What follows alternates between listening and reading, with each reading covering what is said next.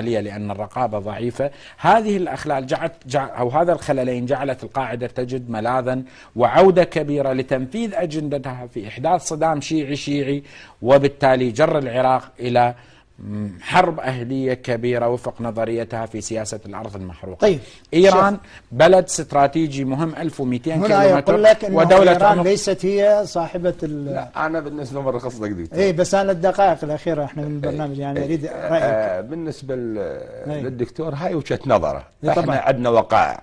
نعم. ما نسولف عن فراغ. أنا بحياتي ما سولفت عن فراغ، أنا مو نبي ولا وصي، بس لا. عندي أحد أبناء أختي بجيش المهدي.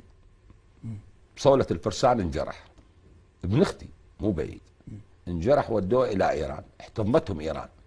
احتضان كبير. نيمتهم بأحد مستشفيات طهران الضخمة. بهم توصية خاصة من سيد كاظم الحائري، دارهم. أخوه راح يزور أخوه بالمستشفى، اسمع الكارثة.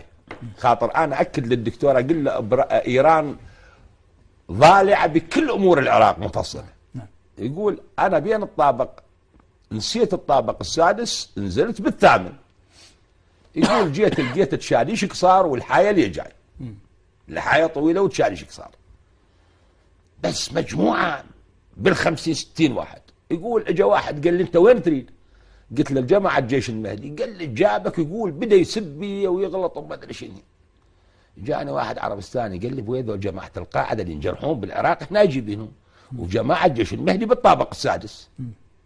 جماعة القاعدة وين يداوون؟ بالطابق الثامن.